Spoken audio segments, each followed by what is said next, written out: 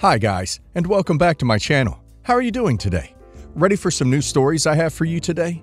Let's go to the first one, about OP's wife, who demands OP pays her parents $280,000 because that's the amount he's paying his parents for his student loan. Listen to the story to find out all the details, and of course to hear my insights. Enjoy the stories, and don't forget to like and subscribe, and of course, don't forget to leave a comment. I have $280K in medical school loans. My wife has 0 student loans. My parents agreed to pay off my loans so I can save on paying interest. My wife knew about these loans prior to marriage and understood I would need to pay my parents back. My wife now does not think that it's fair she came with no student loans. I make around 6 times more than my wife because of my education. My wife thinks her parents are being punished for having paid off all her education, college and masters. My wife also points out her parents helped substantially in raising our 2 kids for the last 5 years. Cooking, cleaning, taking the babies at night, live-in babysitting, etc. while we work. I owe my parents $280K. Wife wants us to pay her parents $280K as well. Edit. Wife's parents paid around $200K of her education, which we are not expected to pay back. Wife's parents are well off financially and do not need money. Wife's parents love their daughter and wanted to help with the kids for free, but we paid them $1,000 a month. Edit 2. In-laws do not need or want the money for her education. This is only my wife wanting fairness, partially attributed by cultural differences, in which parents are expected to pay for all upbringing of children, including higher education. I, however, grew up in the States and do not have the expectation that my parents owe me this. Edit 3. In-laws spend the $1,000 we pay them to buy groceries for us and to buy things for the kids. If we proceed with paying wife's parents for student loans, I am certain they won't spend a dime of it. They will likely leave it to our kids or eventually us. Her culture expects us to take care of her parents when they get older, living with us and supported financially. I plan on doing the same for my parents. Well, in my opinion, it's OP's wife's parents' choice to give her money, especially if they can afford it. While OP's parents loaned OP the money, and OP is expected to repay it. OP is doing so. OP's wife knew before they got married about the loans and understood. She doesn't get to change her mind now. And now let's see if the community agrees with me. Illustrious Shirt 569 says, "Not the a-hole. Does she not understand what a loan is, and that you're not paying them outright for anything? This is so bizarre. Are her parents hurting for money and she's desperate for an excuse to funnel some to them?" Perfect Resist says, "Not the a-hole. If she wants to give her parents $280K, tell her it comes out of her paycheck." Strudel Sticks says, "Is your wife Asian? I'm Asian, and her reasoning makes sense to me, and how it feels unfair that her parents won't be repaid for their generosity, whilst your parents will be repaid for being not as generous. I'm not saying you're the a-hole for refusing, and it's totally within your right. But in her shoes, I would also feel guilty towards my parents. Cultural burdens are enormously heavy sometimes." My 28 male family and I are currently going at it over my sister's 30 female wedding. This situation has festered so badly that I'm not planning on going to the wedding or home for the holidays this year and will go to my girlfriend's families instead. This thing started 4 years ago. My sister got married. I was a groomsman and very involved in the process. I was never that close with my ex-brother-in-law, but he was a decent enough guy. So, in July of 2022, my sister and her ex-husband divorced. This was due to her having an affair with her current fiancé. My parents do what they always do with my sister and excuse whatever BS she pulls. I live far from home, so I typically only take 1 trip home a year. Well, last Christmas I was home, and she brings this guy over to my parents. They called themselves fiancé, which again was like 4 months after my sister got divorced. I wasn't having it, and didn't talk to the guy, and went on a walk for most of the night. Before he left, the guy wanted to speak to me and asked if I'd consider being a groomsman. I pretty much told him no, that I didn't know him, wasn't going to spend the money, and more than likely wouldn't be going to the wedding. My sister found out and blew up at me, and I unloaded in front of our parents. I pretty much asked my parents if they planned on paying for a second wedding in 3 years. They told me it wasn't my business. We went at it about the whole situation, and I left back for New York earlier than I intended. I've declined my sister's invite to the wedding. Her fiancé texted me saying how the family is going to be upset if I'm not there. I didn't respond until he called, and I told him basically to get lost. I didn't plan to drop $1,000 on some tacky wedding between cheaters. My parents told me they were going to do this Christmas with the new in-laws to get to know them better. I laughed my butt off at this after they told me I was invited if I wanted to come. But if I couldn't go, it's okay, because I would be coming home for the wedding in February. I guess nobody had told them yet, but they blew a gasket.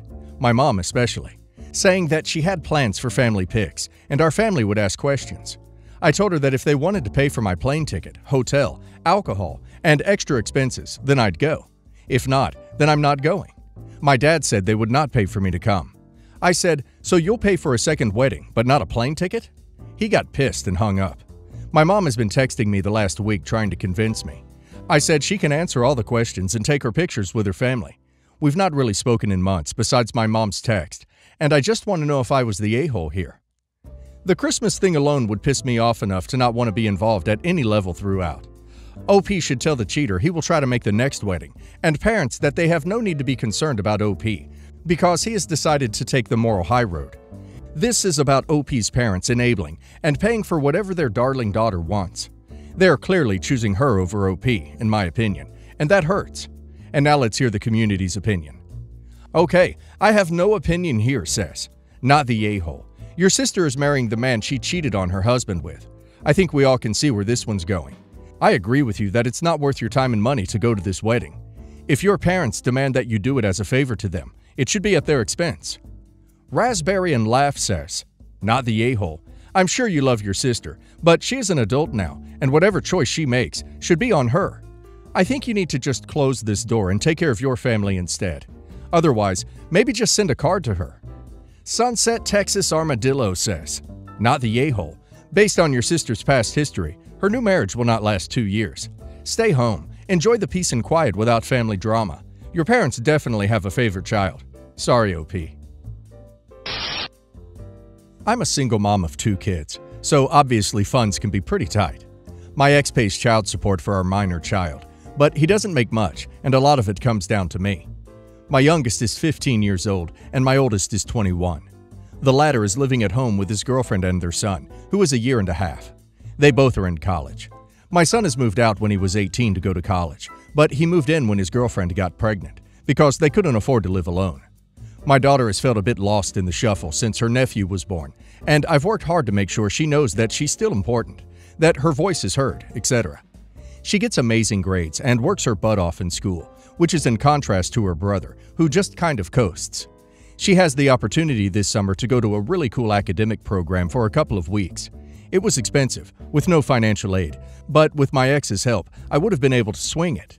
Until my son came to me and said that he failed 2 of his college classes. He said that he needed to take summer courses or he would be on academic probation, which would mean his son wouldn't qualify for the college daycare, the only way he can afford childcare. Financial aid does not cover these courses. If I paid for them, I wouldn't be able to pay for my daughter's program, which isn't at all for school credit. I weighed the options. My son failed because he skipped classes a lot, not for his own child, but because he didn't want to be there. I felt like it'd be rewarding bad behavior. At the same time, it's the only way they would have someone to watch the kid. My ex couldn't help pay for the course either, and he couldn't pay for the full academic program. In the end, I felt like I was just enabling my son and told him that he had to figure it out on his own. He got really mad, and I told him to look into daycare assistance and then maybe reapply at a later date. My ex backed me up, and surprisingly, so did my grandson's mother. She said that he's been irresponsible and needs this kick in the butt. My son has been grumbling around the house ever since and has been a jerk to his sister since then. I told her not to worry about it. So, did I make the right choice here? Those academic programs OP's daughter is in are some of the things colleges and scholarships look at. It could honestly be huge for her future. OP's son is also an adult and needs to know the consequences of his actions and that mommy and daddy can't bail him out forever. I think OP did the right thing by thinking it over and then giving a decision. It's obvious OP is a caring and thoughtful parent. And now let's hear the community's opinion. I just gotta log in now says, not the a-hole. Your son needs to grow the duck up, and if having to drop out of college because of poor decisions is the kick in the butt he needs, then so be it. IRA Ray says, not the a-hole. Your daughter is 15 and deserves the chance to do extra activities if you are able to afford it. Your son could get a second job or something. It doesn't sound like he is doing much employment-wise. You already allow him and his child, girlfriend, to live with you. He is a grown young adult. If he truly was serious about the repercussions, he would have gone to you sooner, or tried to work with the professors. On TVX says, not the a-hole. He failed because he made the choice not to be there, just because he didn't want to be. Your daughter would have missed out if you covered his butt for him. So, yesterday was my 21 female birthday, and as restrictions in my country have relaxed quite a bit, we held a really small reunion. Everything was going fine until it was time for cake. As usual, they sang me happy birthday, but as I was going to put the candles aside and start cutting the cake, my niece, Anne, 6 female, came to my side, excited to blow them off. I stopped her and reminded her that she already blew off the candles of her cake. She pouted, but at the sight of cake and ice cream, she quickly forgot. My sister-in-law wasn't on the same page, though. She quickly came to me and said that she was just a kid, to let her do it. I told her that we already were going to cut the cake, so the moment already passed. I thought that was it, but later she came with a lighter and started calling everyone over to sing happy birthday, but this time to my niece. Anne was really enjoying her cake, so when sister-in-law called her over, she just gave her a thumbs up, smiled, and continued eating. I grabbed the lighter and told my sister-in-law to let people enjoy the cake. She huffed and indignantly got her things, the gift, tried to grab my niece on her way out, but she started crying and tried to hold on to the door. I went to my brother who was in the garden, told him what was happening, and he took Anne, passed her to me, and went outside to talk to sister-in-law. As I was trying to soothe my niece, my brother came back inside, sister-in-law nowhere to be seen. Later I asked him what happened, but he told me not to worry about it, that sister-in-law was being delusional. Today I received a rather large Facebook message from sister-in-law. She told me she was done with me putting one of my nieces, Jess, 11 female, daughter of my other brother, over Anne. That I clearly had a favorite, and if I wanted to play favorites that much to the point I wouldn't even let Anne blow a single candle off, and continue being a biased B, it was better I limited my contact with her. I was really confused, like I really try to treat them equally, but obviously it would be different for the age difference alone. And as Jess lost her mother when she was a baby, and my brother and her live with us, she really leans on me a lot. I thought this was just because of the candles, which didn't make much sense to me, as I even baked Anne a smaller cake apart from the main one, as she is allergic to strawberries, and she doesn't enjoy the taste of dark chocolate that much. Her cake had a candle that she blew off when it was time.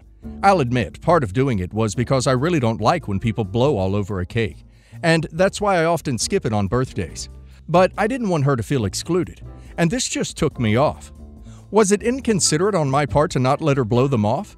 She already did it on her cake, and I know this is just the tip of the iceberg, but I'm confused as to why this is what took my sister-in-law to snap. The Nomad Fox 14 says, not the a-hole. 6 years old is a perfect age to learn that not all birthday cakes, among other things, are just for you. Your sister-in-law has bad manners, and I hope your niece doesn't catch them. Rotting Pear says, I feel like no one should be blowing out candles on a cake in the midst of a pandemic, because droplets. But that's just me. Not the a-hole. Your sister-in-law is enabling your niece to have a sense of entitlement, and it's gross. Santa Sangra says, not the a-hole. Your brother said it. Sister-in-law is delusional. She's babying Anne way too much. 6 years old is old enough to start realizing that just because there's a birthday doesn't mean it's yours. My sister Lily has a 2-year-old son, Thomas, yet acts as if she's still a teenager. Lily commonly says things like how she's young, and her 20s are meant to be the best years of her life. Therefore, older adults are all meant to accommodate her lifestyle. Our parents told Lily they're tired of doing whatever she wants, and it's time for her to grow up. They gave her several months to work out new housing, childcare arrangements. Time's almost up, and Lily found a studio, but hasn't gotten any childcare worked out. She was hoping that our parents would change their mind, and is finally realizing that they're serious. Our paternal grandma can't help because she's disabled, and my maternal grandparents told Lily no. So she begged me to return to working from home so that I could provide childcare for Thomas. I told Lily no. Working from home isn't the paid vacation that she assumes it is. I already have a life and responsibilities of my own, and I didn't sign up to be a parent. Lily gave me her usual arguments about her right to be a young person and enjoy her 20s. So I told her that I also have that right. She waived hers by having a baby, and our parents are right that she needs to grow up. Lily is also turning her nose up at a job opportunity that offers on-site childcare to employees because it's in retail, and she says she's afraid of being recognized by her former classmates. I told Lily that I didn't care. She's 23. Most of her former classmates are also working embarrassing retail jobs anyway. Hell, if anything, Her former classmates would probably be jealous of her for landing a job that provides on-site childcare. Lily told my paternal grandma, the one who is disabled and cannot help, about what's going on. My paternal grandma called me a bad sister and aunt because big sisters are supposed to look after their little siblings, no matter how old they are. A few of my friends told me I should be more concerned about Thomas and how my refusal to help will impact him. They said I'm naive to think Lily will get her crap together when I've seen how irresponsible, immature she is. And that when Lily inevitably decides to act irresponsible, it's going to be my nephew who pays the price. My friends are reasonable to worry about Thomas, but there's no chance Lily will ever learn if people keep enabling her. Am I the a-hole for refusing to help? Hungry Book says, if everyone is so concerned about the well-being of the child, why isn't CPS involved? Or if your friends are that concerned, why can't they help? Flat Contribution 707 says, not the a-hole. You're right. Lily will never become responsible if people keep enabling her to live a certain way. Judging a-hole says, not the a-hole. And yes, she gave up her right to be young and do whatever she wants when she had a child.